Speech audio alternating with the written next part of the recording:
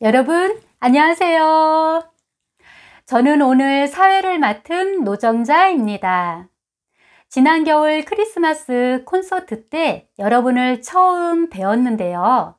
봄이 성큼 다가온 2월의 마지막 주에 여러분을 간증 집회로 다시 뵙게 되어서 정말 반갑습니다.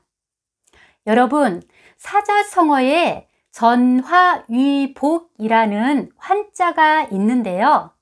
혹시 어떤 뜻인지 아시나요?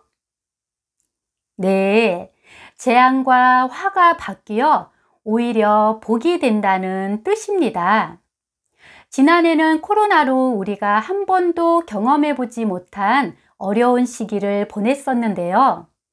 하지만 박 목사님께서 이건 재앙이 아니라 축복이라고 말씀하셨죠. 그런데 정말 하나님을 떠나 있던 미국과 브라질의 많은 사람들이 온라인 성경 세미나로 하나님께 돌아오는 큰 역사가 있었습니다. 하나님은 뜻없이 우리에게 어려움을 주시지 않는다는 것을 분명히 알 수 있었는데요. 이번 간증 집회도 대면으로 갖지 못하는 아쉬움이 있지만 하나님께서 은혜로 채워주실 줄 믿습니다.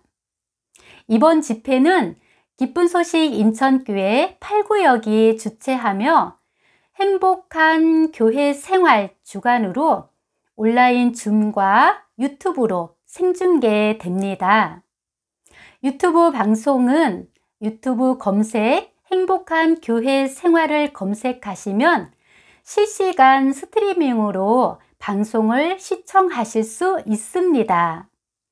참고로 유튜브 채널 행복한 교회 생활 구독하기를 하시면요. 신앙에 도움을 주는 말씀, 찬양, 콘서트, 다채로운 체험단과 마인드 강연이 있고요.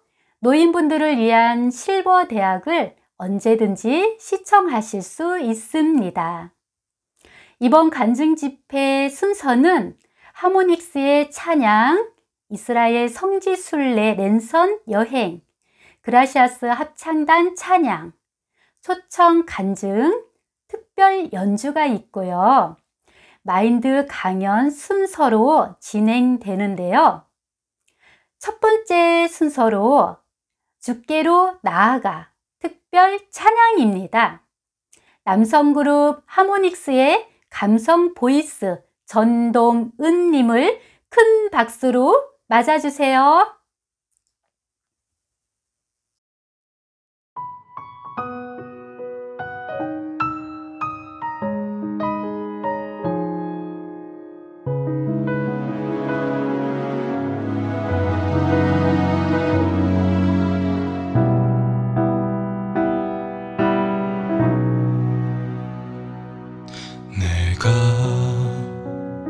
주를 떠나 많은 것을 잃고 헤매이다 무너지고 비워냈던 마음 위로 지난 날의 수치와 허무했던 날들은 모두 여기 묻고서 주께로 나가리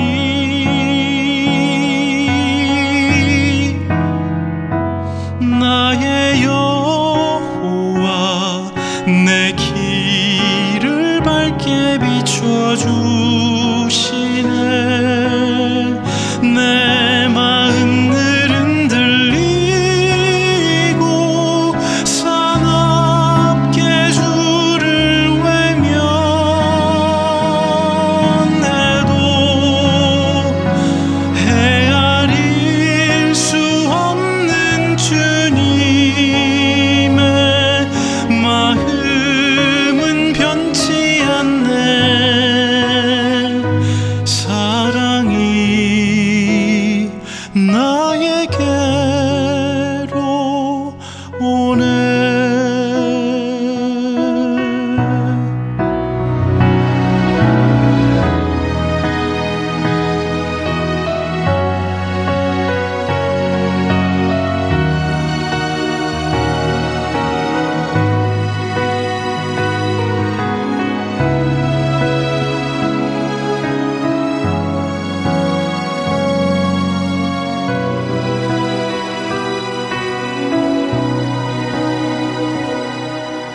지난 날의 수치와 허무했던 날들은 모두 여기 묻고서 주께로 나아가리.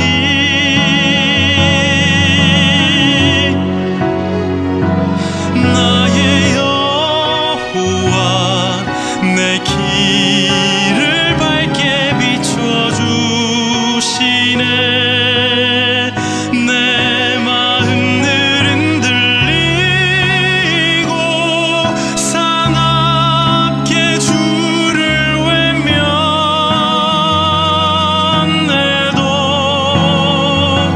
헤아릴 수 없는 주님의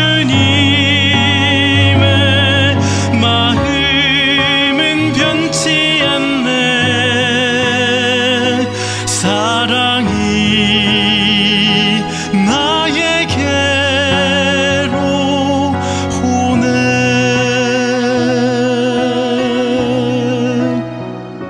사랑이 나에게로 오네.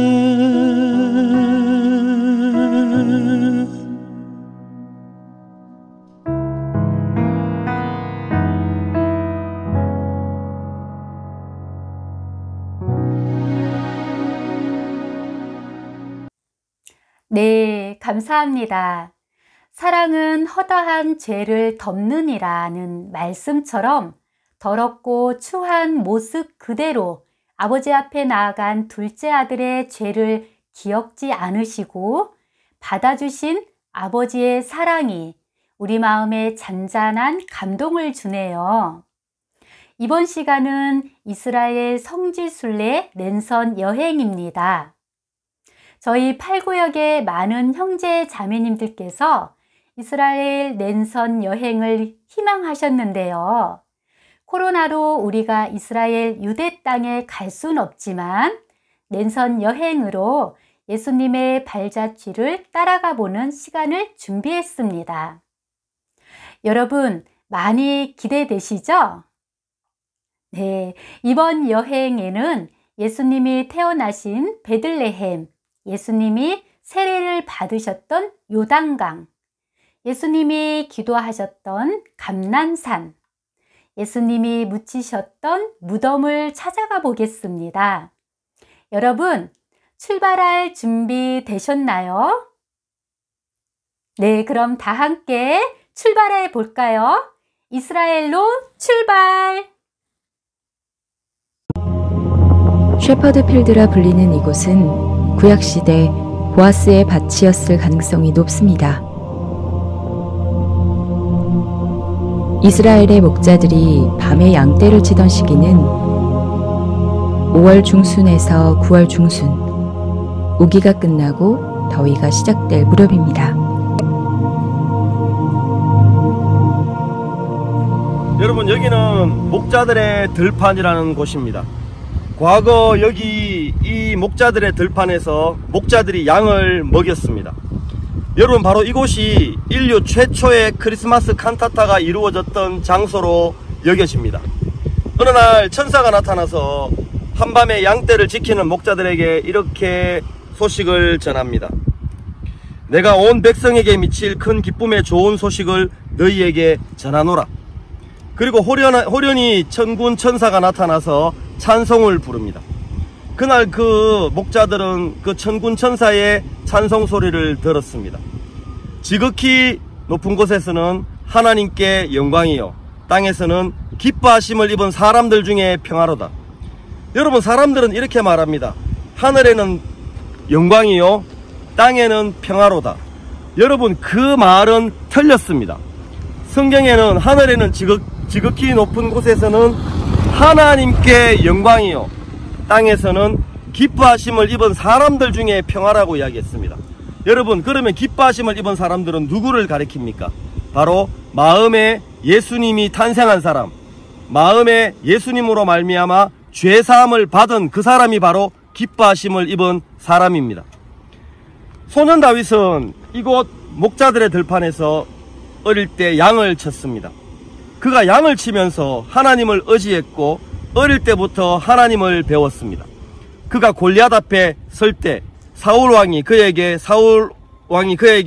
군장과 갑옷과 투구를 내어주면서 입으라고 했습니다. 그래서 다윗 왕은 그런 것을 사용하는데 익숙지 않았고 몸에 맞지도 않았고요.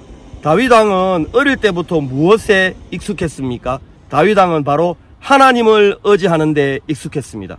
그는 간증하기를 이 목자들의 들판에서 양을 칠 때에 사자의 발톱에서, 곰의 발톱에서 자기들의 양을 건져냈다고 이야기했습니다. 사실은 하나님이 곰과 사자도 치게 했다고 간증했습니다. 어린 소년 다윗은 이 목자들의 들판에서 양을 치는 동안에 하나님을 의지하는 법을 배웠던 것입니다. 보아스와 다윗의 고향이며 예수님이 탄생하신 이곳 베들레헴은 1967년 6.1 전쟁 이후 유대인들이 살기 시작했지만 1993년 오슬로 협정으로 1995년 12월부터 팔레스타인 자치지역이 되어 유대인들이 거주하지 못하게 되었습니다.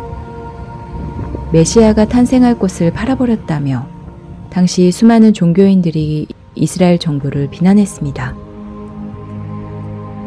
그 이후 베들레헴은 지금까지 보이지 않는 분쟁의 상징 중에 하나가 되었습니다. 여러분, 여기는 베들레헴의 장벽입니다. 이스라엘의 베들레헴과의 분리 정책 때문에 세워진 높은 장벽인데 사람들은 이 장벽이 바로 인권 침해, 그 다음에 인권 말살의 상징이라고 이야기를 하고 있습니다. 이스라엘 정부가 이스라엘과 베들레헴을 분리하기 위해서 세워놓은 장벽, 베들레헴에 사는 팔레스타인 사람들이 이 이스라엘 땅으로 개인들이 사는 지역으로 건너오지 못하게 분리 정책을 하기 위해 세워놓은 장벽이라서 인권 핍박에 대한 상징이라고 사람들은 이야기합니다. 이건 정오를 멈춘 시간이라고 적혀 있습니다.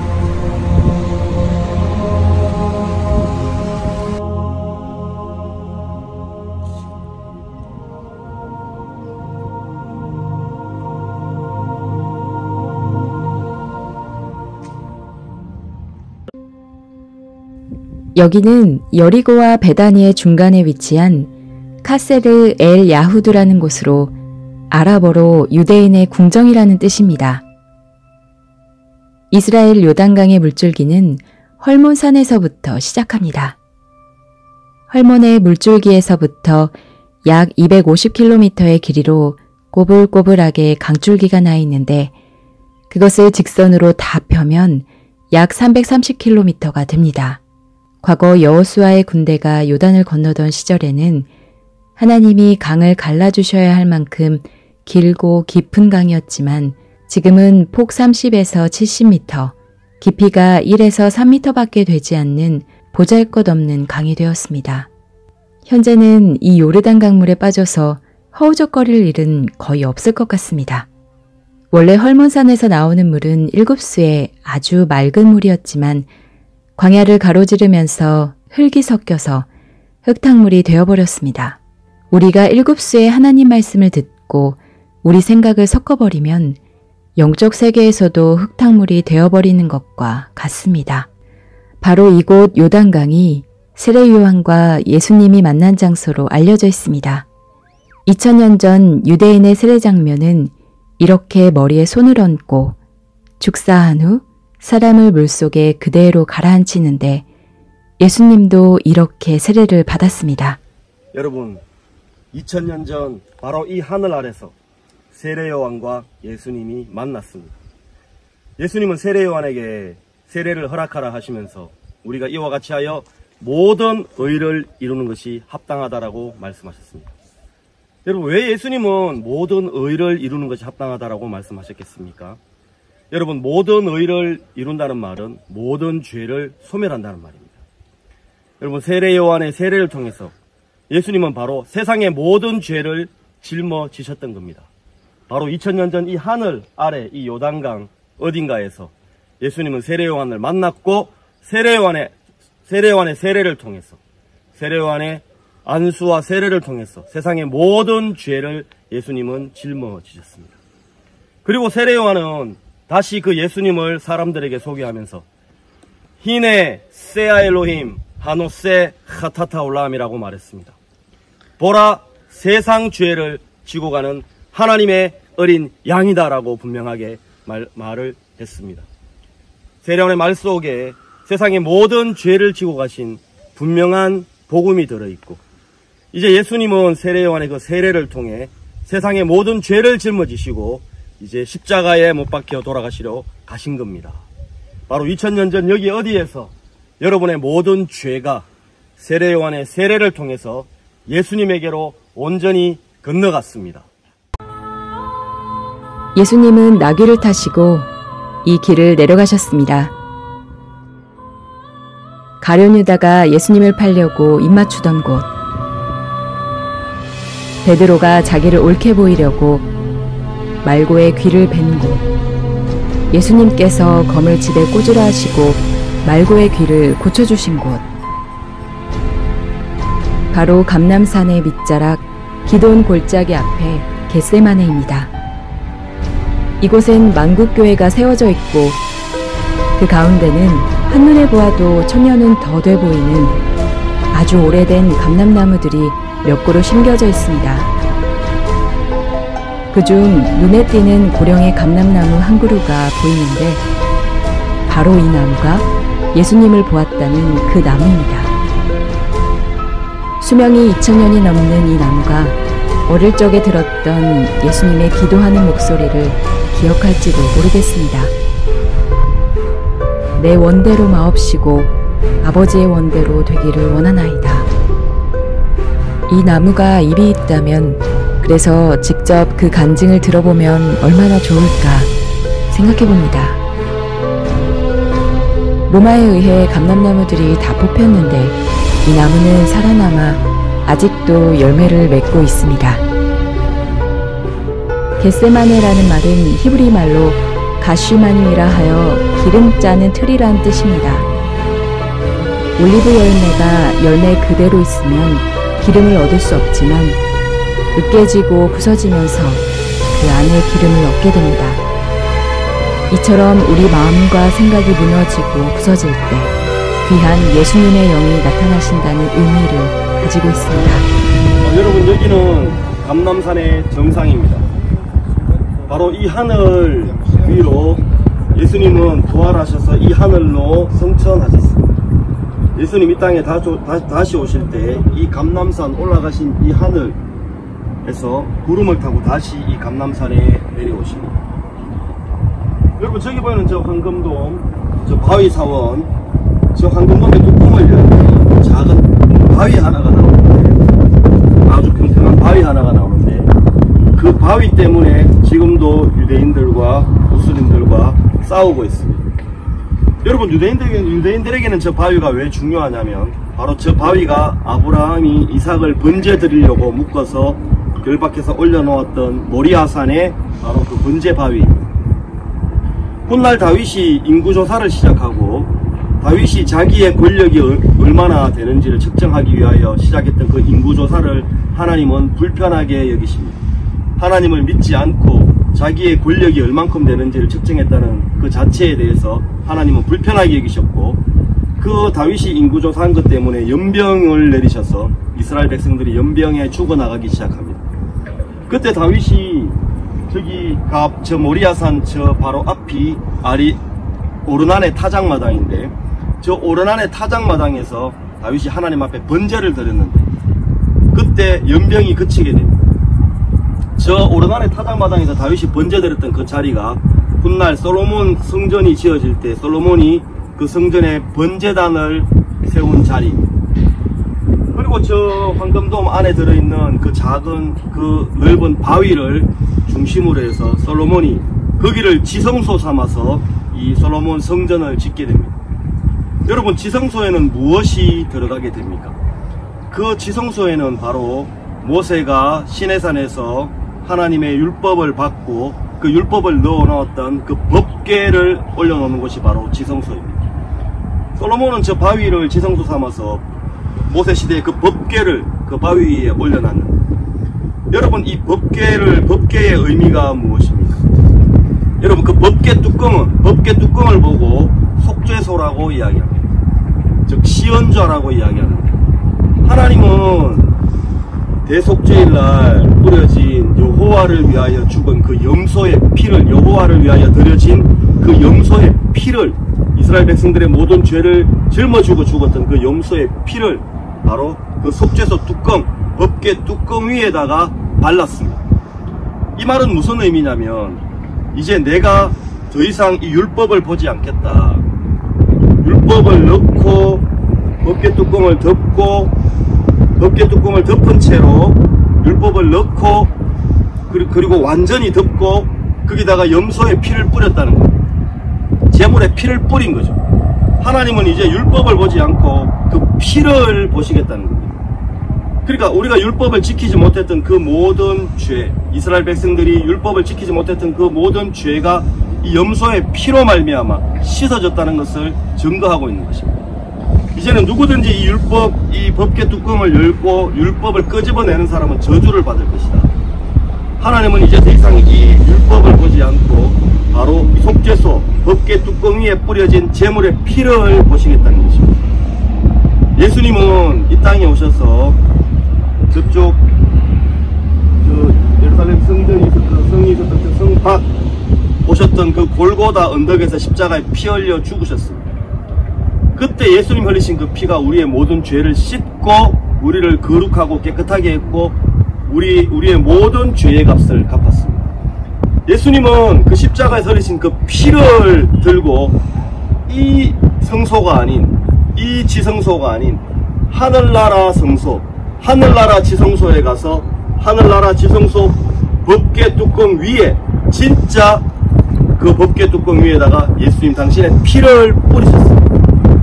땅의 성소가 있고 하늘의 성소가 있는데, 염소와 송아지의 피는, 염소의 피는 땅의 성소에 뿌려졌지만 거룩하신 예수님의 피는 하늘의 성소에 뿌려졌기 때문에 우리의 죄가 1년도, 10년도, 100년도 아닌 영원히 우리의 죄가 씻어졌고 죄의 값이 갚아졌고 그 예수님의 피로 말미암아 우리가 죄가 없고 거룩한 사람이 됐다는 것입니다. 예수님 시대 감람산은 높이가 800m 정도 되는 올리브나무가 빽빽히 들어서 있는 산이었습니다. 구약성경 사무엘하 15장에는 다윗이 압살롬을 피해 도망을 갈 때 감람산 길로 갔다고 되어 있습니다. 구약성경에서 가장 중요한 감람산의 언급은 바로 스가랴서 14장 4절일 것입니다. 그 날에 그의 발이 예루살렘 앞 곧 동편 감람산에 서실 것이요. 이 말씀대로 예수님은 오셨고 또 스가랴 9장 9절 예언대로 아직 멍에에 메어보지 않은 어린 나귀를 타시고 예루살렘 성으로 입성을 하셨습니다. 시온에 따라 크게 기뻐할지어다. 예루살렘에 따라 즐거이 부를지어다. 보라, 내 왕이 내게 임하나니 그는 공의로우며 구원을 베풀며 겸손하여 나귀를 타나니 나귀의 작은 것 곧 나귀 새끼니라. 이 말씀을 쫓아 이 감람산에 수많은 유대인들이 이렇게 부활을 기다리며 묻혀있지만 정작 예수님이 메시아라는 사실을 알지 못한 채 대부분 이곳에 묻혀있습니다. 이 감람산은 바로 메시아를 기다리는 유대인의 그림자이고 맞은편 시온산, 성전산은 죄인을 부르러 온 예수님의 그림자입니다. 골고다와 같이 예루살렘에는 예수님의 무덤이라 주장된 많은 장소들이 있습니다. 그러나 예수님의 무덤으로 인정이 되려면 성경이 요구하는 근거들을 충족시켜줘야 합니다. 예수님은 영문 밖, 즉 성 밖에서 고난을 받으셨고 해골이라 불리는 언덕에서 로마의 사형 집행으로 돌아가셨습니다. 해골 언덕 가까이 동산이나 수풀이 있어야 하며 그 동산 안에 바위에 판무덤이 있되 하나가 있어야 합니다. 그 무덤은 유대 전통의 부자들의 무덤이어야 하되 그 안에 서너 명이 조문하러 들어갈 만큼 커야 합니다. 돌로 입구를 굴려 막되 여자들 둘이서 돌문을 옮길 수 없을 만큼 커야 하며 사람들이 지나다니며 위로 쳐다볼 수 있는 길에 있어야 합니다. 사형장이 빌라도 총독의 관저와 법정에서 바라다 보이는 장소여야 합니다. 이곳 가둔툼은 19세기 말 영국의 찰스 고든에 의해 발견되어 지금 현재는 영국의 무덤 정원협회에서 관리하고 있습니다. 과거 골고다, 즉 해골이라 불린 이 언덕은 로마 통치 시절 공개 사형장으로 사용되어 왔으며 예수님 전에는 율법으로 죄인을 쳐 죽이는 장소로 쓰여져 왔습니다. 이곳이 해골이라 불린 이유는 두 가지입니다. 첫째는 언덕의 모양이 해골을 닮았고, 둘째, 처형된 이들의 시체와 뼈가 자주 발견되어 그렇게 불렸습니다. 지금은 골고다 언덕 앞에 이렇게 팔레스타인 아랍인들의 버스 정류장이 들어서 있고 저 언덕 위는 아랍인들의 공공무덤으로 쓰이고 있습니다. 한 강도는 내가 그리스도가 아니냐, 너와 우리를 구원하라고 소리질렀는데 그는 예수님에게 죽어가는 육체를 구원해달라고 호소했지만 예수님은 우리 영혼을 죄에서 구원하러 오신 것입니다. 저 언덕 어딘가에서 예수님은 십자가의 강도를 만나시고 진실로 내게 이르노니 오늘 내가 나와 함께 낙원에 있으리라고 말씀하셨습니다. 이 말씀은 예수님이 이 강도가 하늘나라로 가기 위해 필요한 모든 것을 대신해 주겠다는 약속이었습니다. 이 강도가 할 일이 없고 예수님께서 그가 하늘나라 갈 수 있도록 모든 것을 해주시겠다는 말씀이셨습니다. 아리마대 사람 요셉은 자신을 위하여 바위에 판무덤을 예비해 두었습니다. 그는 당시 이스라엘의 공회원, 즉 국회의원으로 빌라도 총독의 관저를 개인적으로 가서 예수님을 장사하게 해달라 부탁할 만큼 권세가 있는 사람이었습니다. 여러분, 그의 죽으심은 죄에 대하여 단번에 죽으심이요 그의 살으심은 하나님께 대하여 살으심이니라고 말씀은 이야기하고 있습니다. 여러분, 예수님은 십자가에서 우리 죄를 위해 돌아가셨습니다. 여러분, 예수님은 십자가에서 다 이루었다 하시면서 우리가 하나님을 섬기지 못했던 죄, 우리가 율법을 지키지 못했던 죄, 크고 작은 과거와 현재와 미래에 우리가 태어나서 늙어 죽을 때까지 짓는 모든 죄를 씻으시고 그 모든 죄를 없애주셨습니다. 그 모든 죄의 값을 그 피로 갚으셨습니다. 예수님 십자가에서 죽으시면서 우리의 모든 죄도 죽고 그 죄가 생명력을 잃어버렸습니다. 여러분, 이 죄라고 하는 존재는 사람의 영혼을 잡아서 끌고 지옥으로 가는 능력을 가지고 있는데 예수님은 그 능력을 끊어버린 겁니다.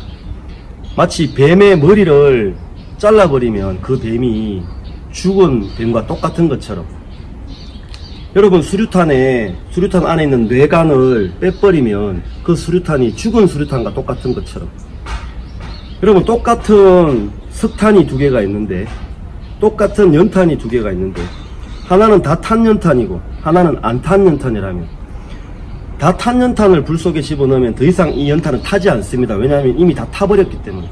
그러나 안 탄 연탄을 불에 집어넣으면 이 연탄이 불에 붙어 탄다는 것입니다. 여러분, 우리의 죄가 이미 심판이 끝이 났고 우리의 모든 죄에 대한 형벌이 예수님의 십자가에서 끝이 났습니다. 여러분, 예수님이 십자가에 못 박혀 돌아가신 이후에 이 무덤 안에 들어가서 장사되셨는데, 예수님이 이 무덤 안에 들어갈 때 우리도 같이 들어갔습니다.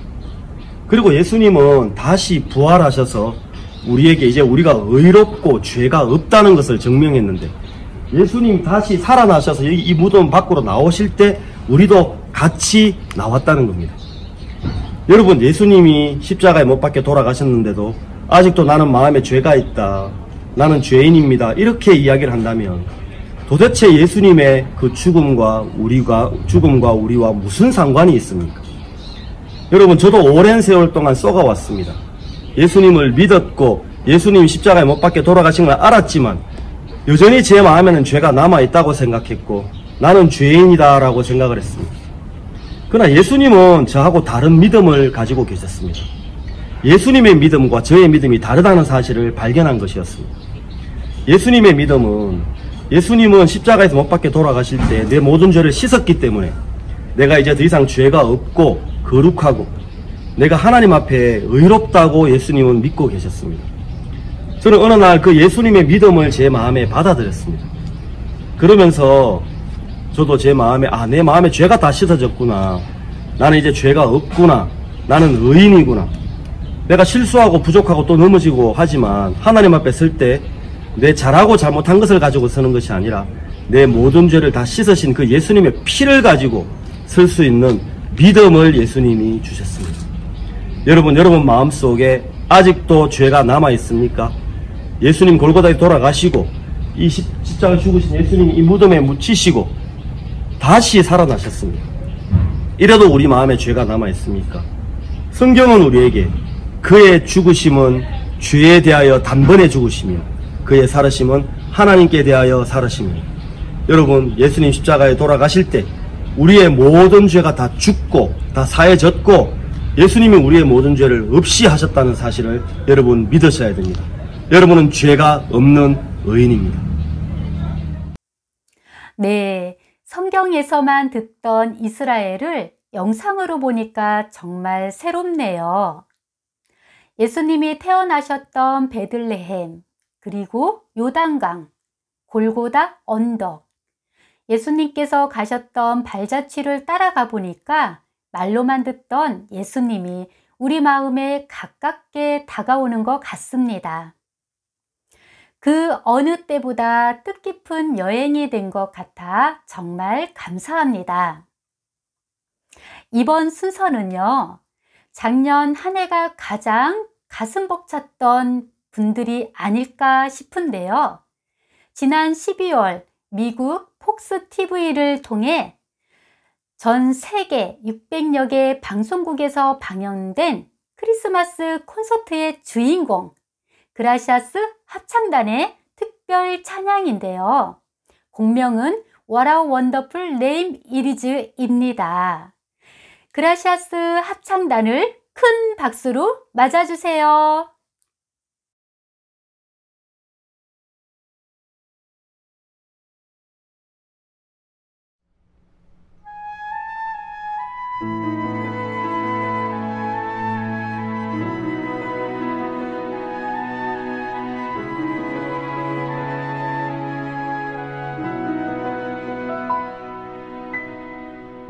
You are the word at the beginning, one with God the Lord Most High. Your hidden glory in creation, now revealed in you, our Christ. What a beautiful name it is. What a beautiful name it is. The name of Jesus Christ, my King. What a beautiful name it is. Nothing compares to this. What a beautiful name it is. The name of Jesus.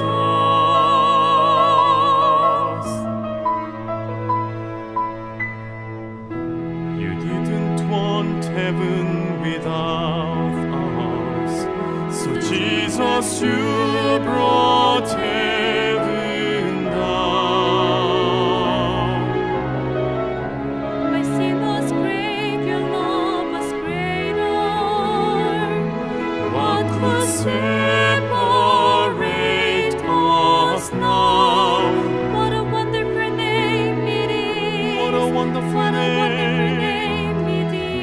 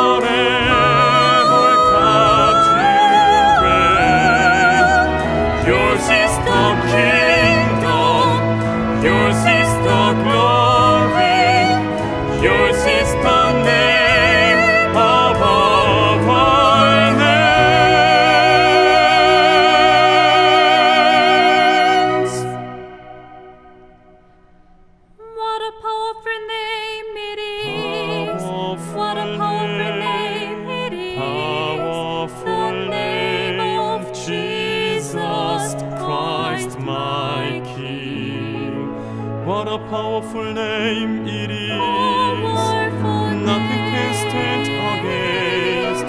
What a powerful name it is. The name of Jesus. What a powerful name it is. The name of Jesus.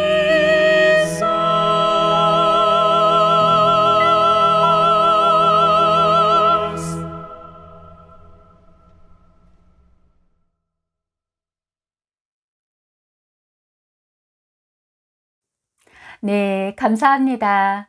보석 같은 목소리로 놀라운 주님의 이름을 노래해 주신 그라시아스 합창단에게 다시 한번 감사드립니다. 이번 시간에는 특별한 분을 이 자리에 모셨는데요. 진리에 목말랐던 사마리아 여인이 예수님을 만나 그 삶이 변한 것처럼 과거 죄와 남편의 알코올 중독으로 어두웠던 삶이 참된 교회를 만나 죄사함을 받고 행복을 찾은 진솔한 체험담을 듣는 시간을 가지려고 합니다. 인천교회 실버대학 교수이신 남영랑 집사님을 따뜻한 박수로 맞아주세요. 안녕하세요. 남영랑입니다. 저는 사실은 예전에 아버지가 성모병원에서 대세를 받고 돌아가셨어요. 그래서 대세를 받으면 가족들이 다 성당을 다녀야 한다 그래가지고 그래서 그냥 그때는 아무 생각 없이 성당을 다니기 시작했거든요. 그러면서 일요일 날에는 성당을 가고 그랬는데 그 성당에서 하는 말이 뭐냐면 아버지가 세례를 받고 신앙생활을 하다 가신 게 아니라 성모병원에서 대세를 받고 돌아가셨기 때문에 가족들이 다 다녀야 된다는 거예요. 그래야 연옥이라는 데를 갈 수 있다고 이렇게 얘기를 하더라고요. 그래서 아버지가 좋은 데 가야 된다고 하니까 저는 이제 성당을 다니기 시작했거든요. 그래서 신앙생활을 그렇게 했는데 사실은 신앙생활 하면서도 왜 내가 성당을 가야 되는지 어떤 그런 목적 없이 사실은 그렇게 다녔어요. 그러다가 제가 이제 결혼을 해서 남편하고 같이 이제 살면서 어느 날 갑자기 부도가 났어요. 저희 집이. 저희가 이제 슈퍼하고 정육점을 했는데 부도가 나는 바람에 저희가 이제 갑자기 이제 쫓기는 신세가 돼서 그때 굉장히 마음이 어렵고 어떻게 이제 살아가야 하나. 제가 이제 아이들을 셋을 두고 있는데 너무 막막한 거예요. 근데 이제 사실은 여자들은 아이를 낳기 때문에 그 애들을 위해서 열심히 살아야 되겠다는 그런 마음이 있는데 남자들은 또 여자들하고 다른가 보더라고요. 그래서 술을 마시고 그 생활을 잊기 위해서 이제 남편은 술로 세월을 보내게 되고 그래서 저는 이제 뭐라도 해서 먹고 살아야 되기 때문에 식당 일을 잠깐 가서 주방 일을 하다가 어느 날 우연히 그 동인천 숭이동에 이제 조그만 포장마차 식으로 돼 있는 데가 있었는데 거기 도나스를 파는 아저씨가 계시더라고요. 그래서 저도 이제 그거를 배워서 하고 싶다고 얘기했는데 어느 날 그 아저씨가 저한테 그거를 넘겼어요. 그래서 도나스 장사를 하면서 아이들하고 이제 근근히 이렇게 살았어요. 그런데 처음에는 장사가 잘 되더라고요. 날이 서늘하니까. 근데 이제 어느 날 날이 더워지니까 장사가 조금 뜸하더라고요. 그래서 이제 선반을 이렇게 정리를 하다가 까만 이렇게 봉지에 어떤 책이 하나 있었어요. 그래서 그게 뭔가 하고 보니까 제사한 거둔 남의 비밀이라는 책이었어요.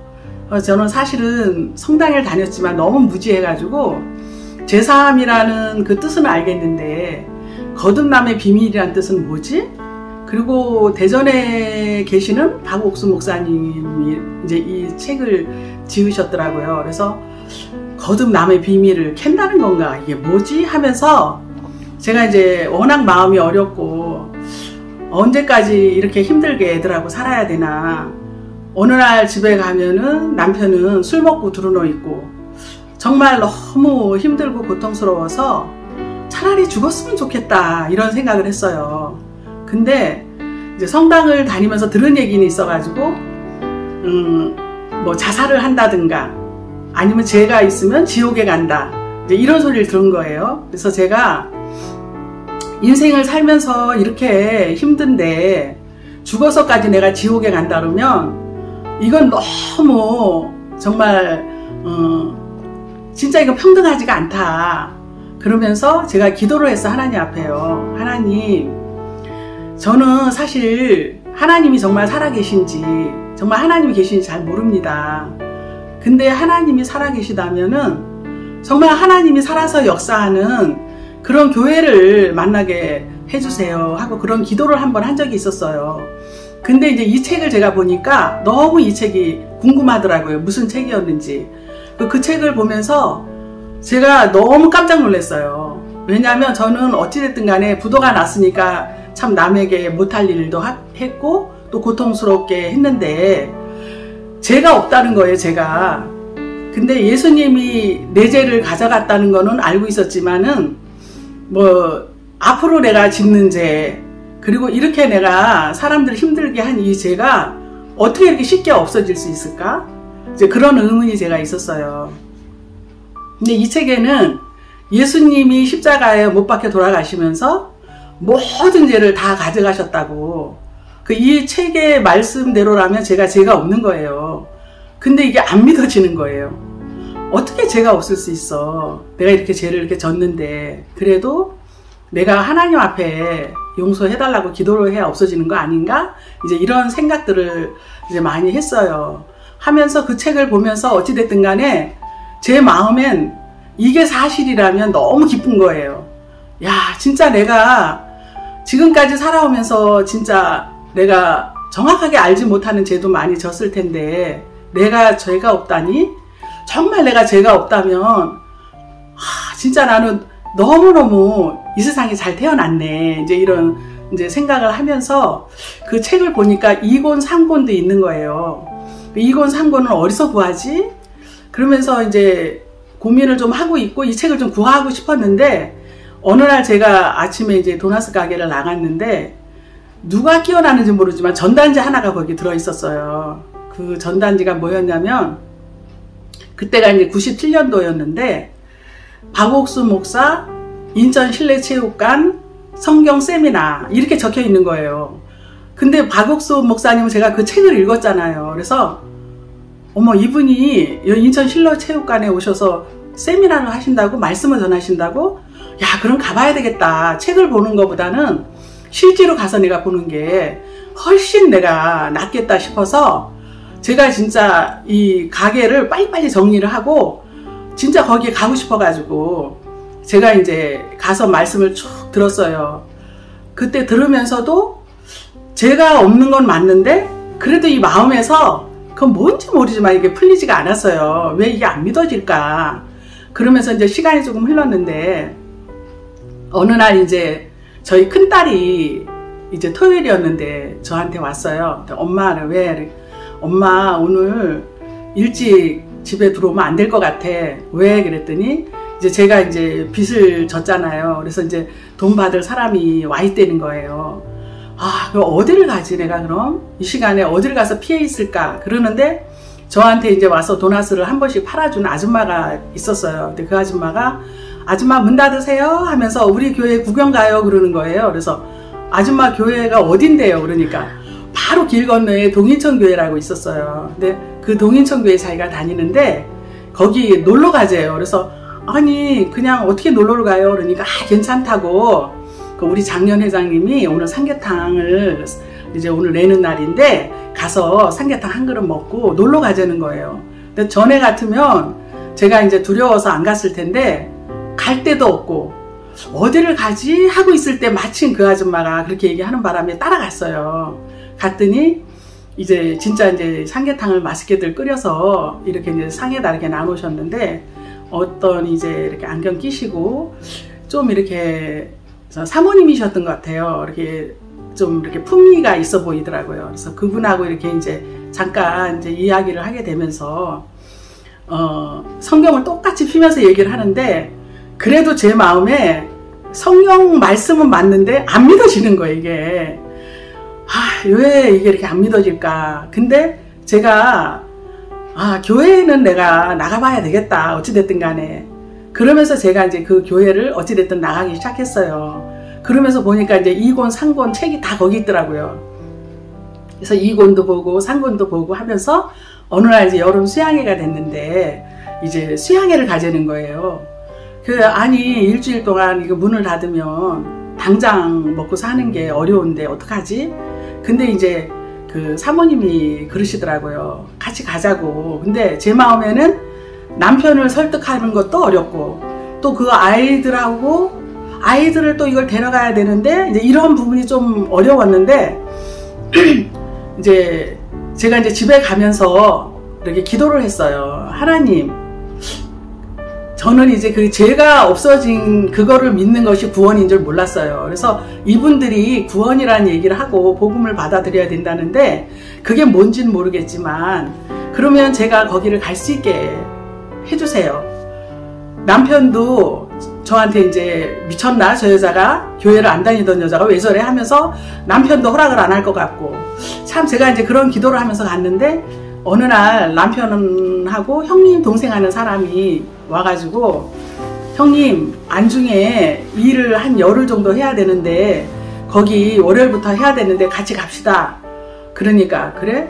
하루에 뭐 얼마씩 주는데 같이 열흘 동안 같이 갑시다. 그러면은 출퇴근 못 하잖아. 그러니까 거기서 주무셔야죠 이러는 거예요. 근데 제가 순간 소름이 좀 이렇게 좀 끼쳤어요. 그래서 잘됐다 싶어서 제가 이제 남편한테 이래 저래서 교회에서 이렇게 놀러를 간다고 제가 얘기를 했어요. 이걸 설명을 하면 이해를 못할 것 같아서. 그래서 놀러를 가는데 내가 그렇게 힘들게 돈 와서 장사를 하는데 애들하고 바람 좀 쐴 겸 갔다 오면 안 되겠냐 그랬더니 조금 생각을 하더니 그래 나도 없는데. 그래서 제가 이제 그 수양회를 가서 그 복음반에 들어가서 말씀을 들으면서 제가 이제 풀렸어요. 말씀을 들으면서 복음이 그 창세기서부터 목사님이 쭉 말씀을 해주시는데 그 민수기 21장 9절 말씀을 이렇게 전해주시는데 노뱀을 쳐다본 즉 살더라 하는 그 말씀이 이제 그 구절이 있는데 저는 십자가를 사람들이 왜 쳐다보는 줄 몰랐어요. 근데 십자가를 쳐다보는 것이 예수님이 우리 죄를 위해서 피 흘려 돌아가신 그 예수님을 이렇게 생각하면서 십자가를 보는 거였구나. 이제 그게 제 마음에 좀 풀리면서 죄가 그러면 없네. 이미 죄를 예수님이 십자가에 못 박혀 돌아가시면서 우리의 죄를 세상 죄를 다 가져갔는데 나는 이 소식을 이제 들었구나. 그러면서 이제 풀렸어요. 그래서 제가 정말 복음을 듣고 구원을 받고 이제 신앙생활을 하게 됐는데 문제는 남편이 문제였어요. 남편이 계속 술을 마시고 이제 술을 마시다 못해 나중에는 중독자가 되더라고요. 그래서 어찌 할 수가 없어가지고 집에서 도대체 삶이 안 되고 해서 사람이 이제 정신도 이제 이렇게 돌아버리더라고요. 그래서 이제 정신병원에 이제 입원을 시키고 그리고 제가 이제 목사님 앞에 나갔어요. 나가서 도저히 내가 이 사람하고 살 수 없다. 내가 애들하고 살아야 되는데 내가 이 남편까지 어떻게 내가 같이 함께 살 수 있겠나 그러면서 이혼할 마음을 가졌어요, 사실은. 근데 이제 목사님께서 그때 이제 저에게 시편 40편 말씀을 주셨어요. 보여주시면서 자매님이 오시기 전에 하나님이 제게 말씀을 주신 게 있다 그러면서 시편 40편 말씀을 보여주시는데 저는 그 말 뜻이 정확하게 뭔지도 몰랐고 그리고 또 어쨌든 그 말씀을 보니까 말씀이 너무 좋은 거예요. 무슨 말씀이었냐면 목사님께서 이제 보여주신 말씀을 성경을 피면서 보여주시는데 시편 40편 말씀에 내가 여호와를 기다리고 기다렸더니 귀를 기울이사 나의 부르짖음을 들으셨도다. 나를 기가 막힐 웅덩이와 수렁에서 끌어올리시고 내 발을 반석 위에 두셔 경고케 하셨도다. 새 노래 곧 우리 하나님께 올릴 찬송을 내 입에 두셨으니 많은 사람이 두려워하 의지하리로다 하는 말씀을 하시는데, 하여튼 뭔 뜻인지 모르는데 말씀이 너무 좋은 거예요. 하나님이 이렇게 해주시겠다는 거네 하면서 제 마음에, 이 말씀이 제 마음에 그냥 이렇게 들어왔어요. 이렇게 들어온 줄도 몰랐는데, 이제 형편이 어려울 때마다 이 말씀이 저를 계속 이제 이끌어 가시는 걸 제가 이제 느꼈어요. 그러면서 목사님께서 그때 이제 겨울 수양회가 이제 얼마 안 남았어요. 저는 이제 여름 수양회 가서 제가 이제 복음을 들었는데, 겨울 수양회에 그 주희 아빠를 그 수양회에 데려가자고. 근데 과연 이 사람이 갈 수 있을까? 가서 얘기를 잘 한번 해보시라 해서 제가 이제 가서 그랬어요. 가면은 저를 보고, 거기서는 이제 술을 못 마시니까 사람이 너무 멀쩡한 거예요. 그러니까 자기를 거기서 좀 빼내달라는 거예요. 그래서 제가 그럼 조건이 있다. 조건이 뭐냐? 수양회가 있는데 같이 수양회를 간다 그러면 내가 병원에서 나오게 해주겠다. 그랬더니 알겠다 그러더라고요. 그래서 이제 나와서 이제 어쩔 수 없이 수양회를 가게 된 거예요. 가면서 목사님이 뭐라 그랬냐면, 가시면 주희 아빠 담배도 마음대로 피시고 술도 마시고 싶으면 마음대로 마셔도 돼요. 이제 이렇게 얘기를 했어요. 그러니까 이제 술은 모르겠지만 담배는 이제 잔뜩 가지고 간 거예요. 그래서 거기 가서 이제 사실은 이제 무조건 처음 간 사람들은 이제 복음반에 이제 들어가는데, 처음에는 뭔 소리인지 잘 모르겠더라는 거예요. 그래서 첫날 그냥 흘러가고 둘째 날 그냥 흘러가고 했는데, 셋째 날인가에 그 목사님께서 그 도피성에 대해서 이렇게 이제 말씀을 해주셨대요. 근데 이제 옛날에 이제 사람들이 죄를 지면은 그 사람들을 이제 보호해 줄 수 있는 도피성이 있었는데, 그 도피성이 말하자면 예수님이었어요. 예수 그리스도로 말미암아 이제 우리가 쉼을 얻는 어떤 그런 이제 뜻도 되고, 그러면서 나는 나만 엄청나게 큰 죄를 진 사람이라고 생각을 했는데, 이 사람도 보고 저 사람도 보니까 다 죄가 있다고. 그래서 자기가 어떻게 생각을 했냐면, 나는 다시 이 세상에 태어나면 다시는 죄를 안 짓고 착하게 살아야 되겠다, 이렇게 생각을 했대요. 근데 우리는 누구나 너나 할 것 없이 태어난 자체가 죄인이구나. 아담의 자손이기 때문에 내가 죄인일 수밖에 없었구나. 그게 이제 풀리면서 이제 우리 남편도 이제 구원을 받고 같이 함께 이제 신앙생활을 하게 되었어요. 그러면서 저희가 사실은 살면서 우리가 하나님을 찾을 수밖에 없는 그런 삶을 허락하신 게, 이제 교회 가서 말씀을 듣다 보면 우리가 마음이 너무 편안하고, 또 사실 집에 있으면 빚쟁이들도 찾아오고, 지금 생각하니까 하나님 그렇게 하신 것 같아요. 집에 있으면서 편안하게 있으면 우리가 신앙생활도 안 했을 텐데, 빚쟁이들이 찾아오면 어떡하지? 전화 소리가 울리면 가슴이 덜컹덜컹하고 이제 그랬어요. 그래서 교회가 너무 좋은 거예요. 왜? 그 모든 것을 우리가 피할 수 있었고, 거기서 쉼을 누릴 수 있었고, 또 우리에게 필요한 말씀을 주시니까 그게 우리가 하루하루 살 수 있는 그 양식이 되더라고요. 지금은 남편이 이제는 알코올 중독자에서 벗어나서 교회 안에 장로로 부르심을 받고 저희 부부가 함께 교회 안에서 행복하게 생활하고 있습니다. 감사합니다.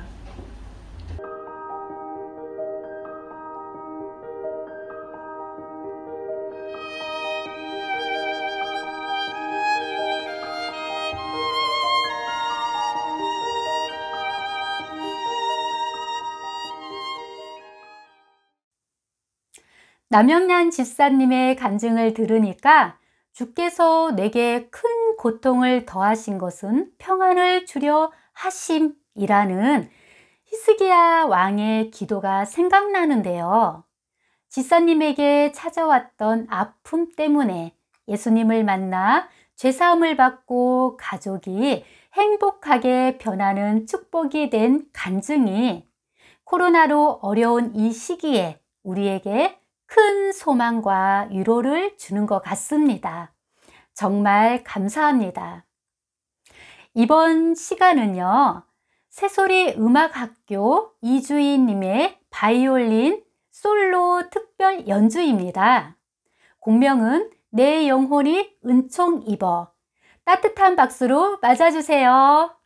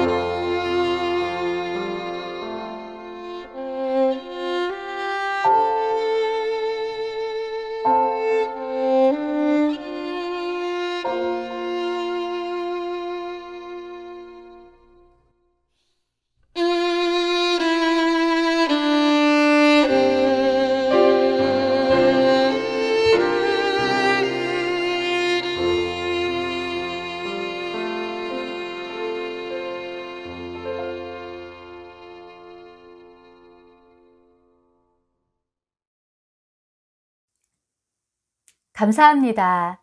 은은한 바이올린의 선율이 우리 마음을 차분하게 가라앉혀 주는 것 같습니다. 이번 시간은요, 김재국 집사님의 마인드 강연 시간인데요. 찬송가 가사에 내 영혼이 은총 입어 중한 재짐 벗고 보니 슬픔 많은 이 세상도 천국으로 화하도다는 가사처럼 강연을 듣는 모든 분들이 이런 은혜를 입으시게 되기를 바랍니다. 그럼 김재국 집사님을 큰 박수로 맞아주세요. 여러분 안녕하세요. 김재국 강사입니다. 만나서 반갑습니다. 오늘은 여러분과 생각의 차이, 선택에 대해서 이야기를 나눠볼까 합니다.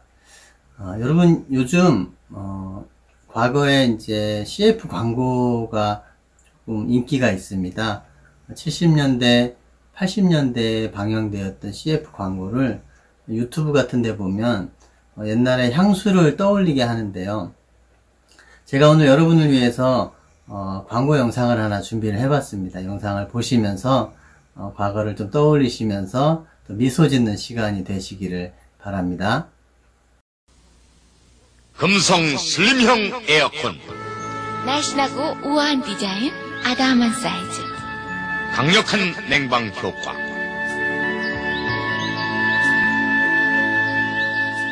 가정은 물론 사무실, 어떤 스타일의 영업장에서도 잘 어울립니다. 크기는 미니, 성능은 전보. 금성 슬립형 에어컨. 순간의 선택이 10년을 좌우합니다.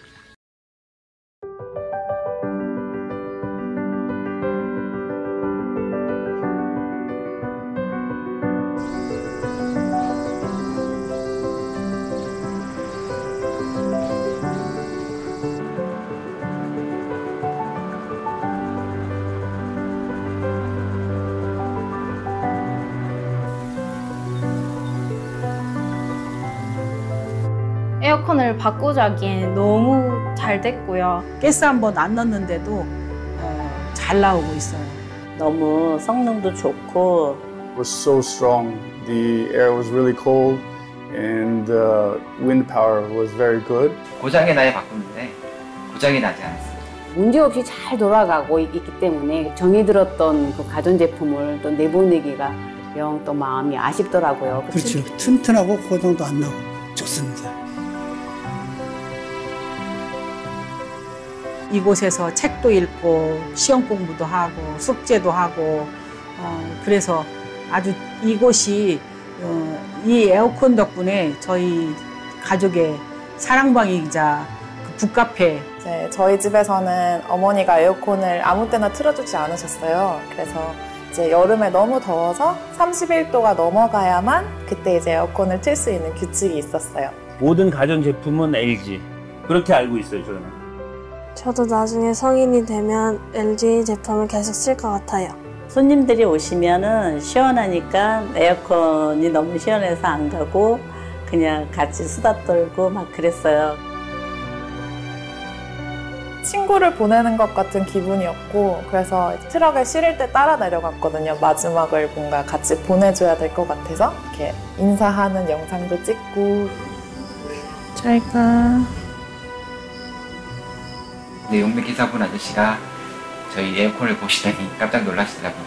이 에어컨을 아직도 쓰는 사람이 있네 라고 이렇게 하시더라고요. 하신 말씀이 아직도 기억이 남는 게 그래 골드스타라고 하는 옛날에 그 브랜드가 참 좋았다라는 말씀도 하셨고 순간의 선택이 30년을 좌우했습니다. 그런데 오래 쓰면 LG는 뭐 먹고 살지? 네, 여러분 잘 보셨나요? 네, 이 광고는 그 당시 금성이라는 회사에서 에어컨 광고를 했던 것인데요. 순간의 선택이 10년을 좌우합니다. 여러분 정말 유행했던 그런 말인데요. 근데 지금은 LG로 바뀌었죠. 근데 저도 결혼을 했지만 결혼을 해서 10년 넘게 LG 냉장고를 썼던 기억이 나요. 그렇게 잔고장이 없고 편리하게 이렇게 썼던 냉장고인데 이 영상에 나온 고객들은 에어컨을 30년 동안 썼던 그런 고객들이 소감을 이야기하는데 정말 그만큼 잘 만들어진 전자제품이라는 것이죠. 제가 LG에서 홍보 사원으로 나온 것이 아니고요.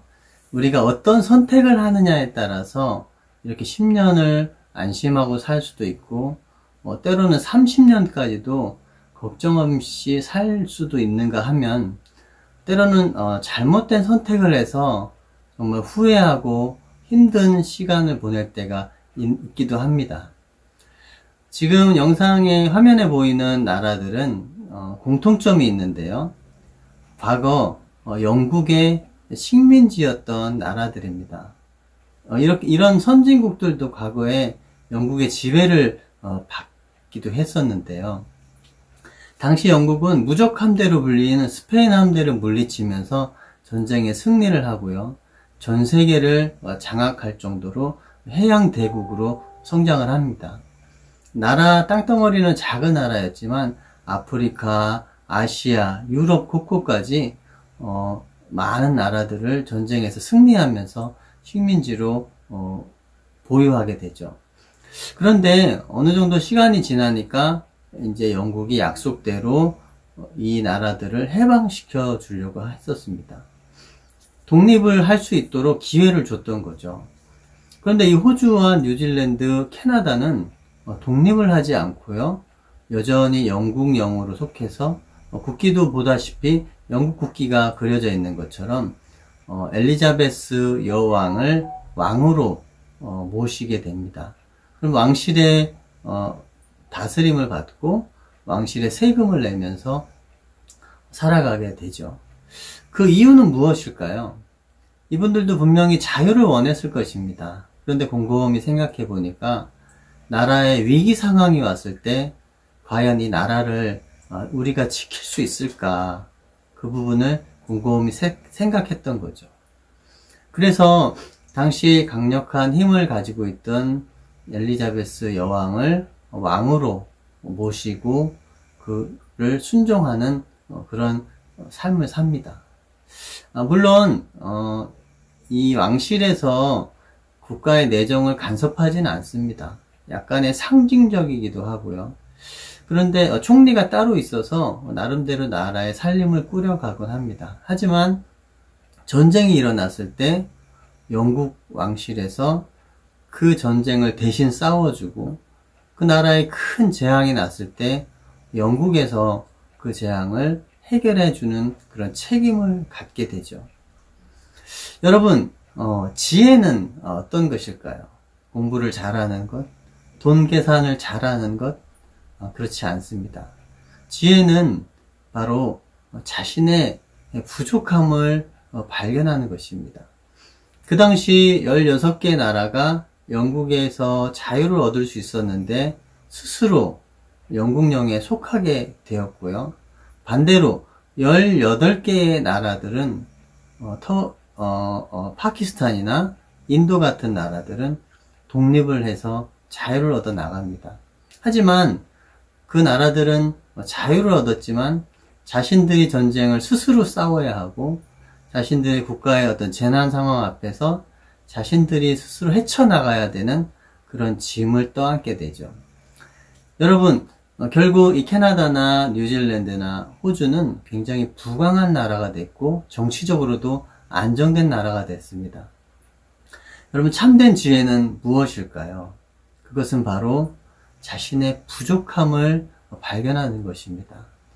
우리가 인생을 살다 보면 자주자주 한계에 부딪힐 때가 있습니다. 내가 가장이지만 또 부모이지만 또 아내의 남편이지만 내가 자녀를 잘 키울 수 없구나.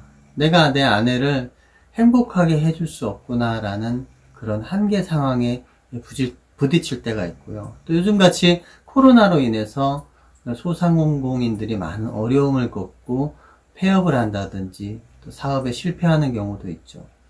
이런 어떤 경제적인 어려움, 또 그리고 병이 찾아왔을 때 우리의 연약함과 부족함이 여실히 드러나는 것을 볼 수가 있었습니다.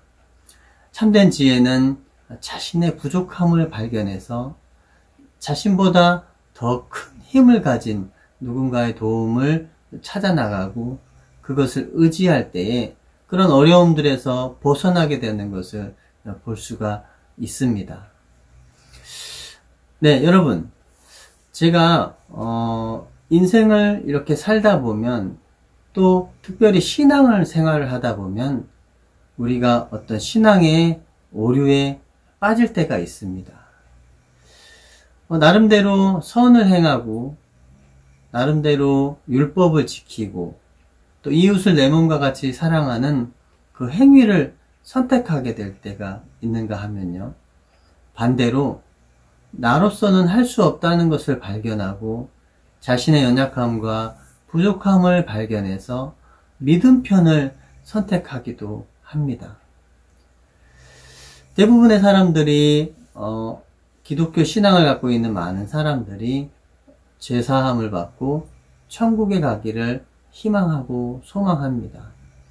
하지만 그것을 이루기 위해서 행위 편을 선택하게 됩니다.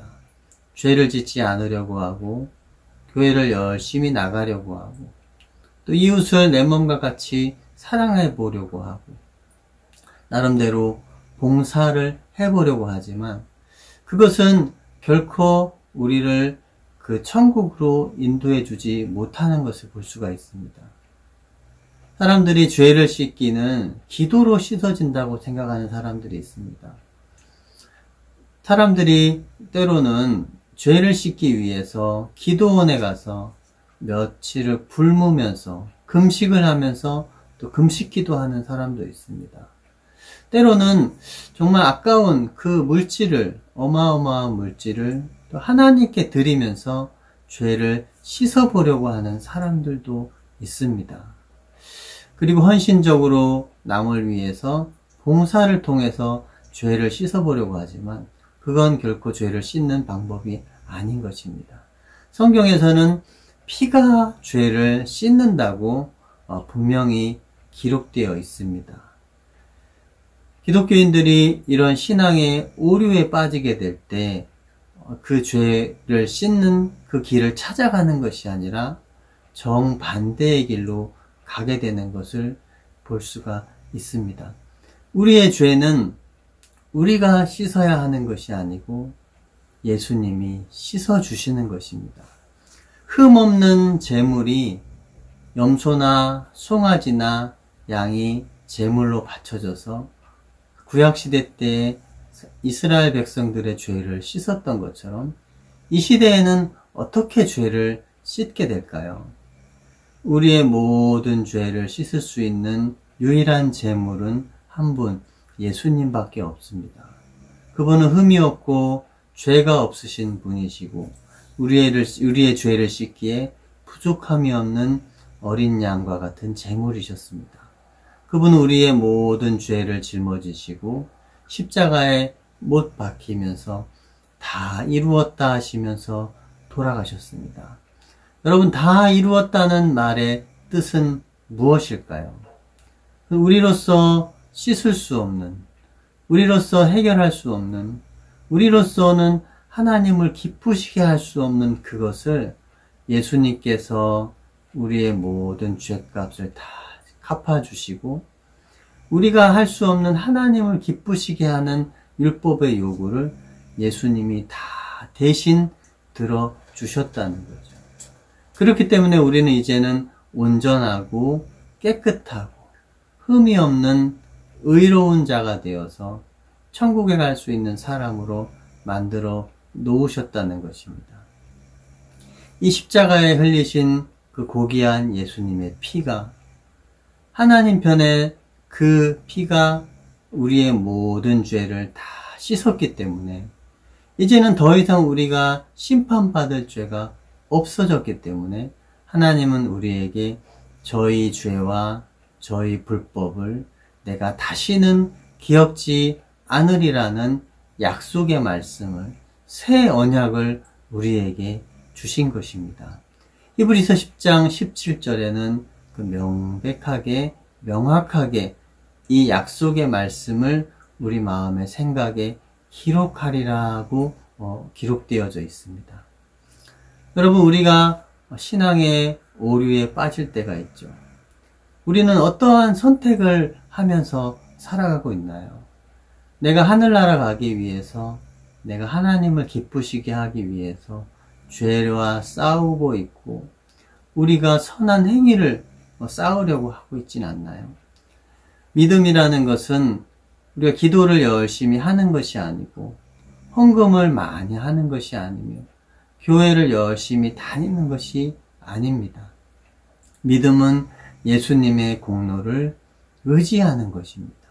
나로서는 천국에 갈 수 없기 때문에, 나로서는 하나님을 기쁘시게 할 수 없기 때문에 온전히 우리의 죄를 씻으시고 온전히 하나님을 기쁘시게 하신 예수님의 공로를 의지해서 힘입어서 나아가는 것이 믿음인 것입니다. 오늘날 많은 교회를 다니는 사람들이 이런 믿음을 오해하고 있어서 하나님과 다른 길로, 하나님과 상관없는 길로 가고 있는 것을 볼 수 있습니다. 행위로서는 우리가 결단코 하늘나라에 갈 수 없습니다. 우리로서는 우리의 죄를 하나라도, 한 터럭이라도 희게 할 수 없습니다. 그래서 우리에게는 예수님이 필요하고, 그 예수님을 다 이루었다 하신 그 예수님을 우리가 의지해야 하는 것입니다.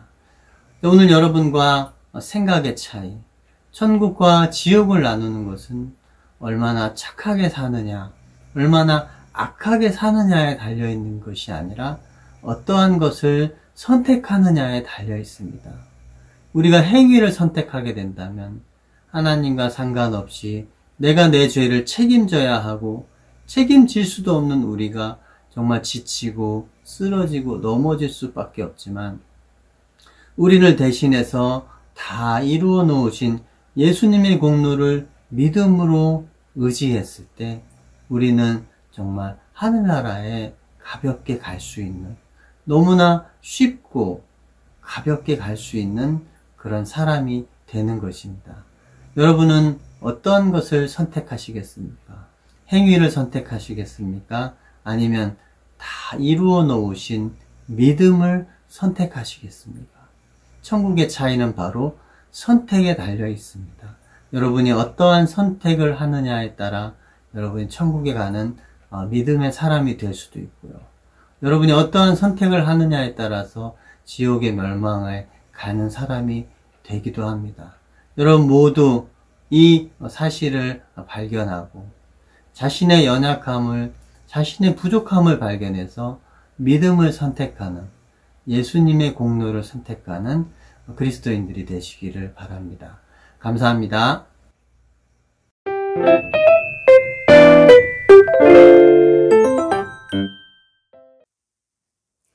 김재구 집사님의 강연을 들어보니 저도 신앙생활을 하면서 행위를 선택할 때가 많았던 것 같습니다. 저의 부족함을 모를 때는 행위를 선택할 때가 많았던 것 같은데요. 하지만 저의 부족함을 알고 다 이루었다는 예수님을 의지할 때 예수님께서 내 모든 죄짐을 맡아주시고 죄에서 자유를 얻었던 기억이 생각나네요. 강연 정말 감사합니다. 벌써 간증 집회가 마칠 시간이 되었는데요. 저희 기쁜 소식 인천교회 8구역에서는 신앙생활을 하면서 자주자주 행위에 오류에 빠지는 신앙에 도움이 되도록 유튜브 채널을 운영하고 있습니다. 유튜브 검색창에 행복한 교회 생활을 검색하셔서 구독하기와 알림 설정을 누르시면 매주 주일 설교와 찬양, 콘서트, 체험담, 마인드 강연, 실버 대학 등 유익한 신앙 정보를 얻으실 수가 있습니다.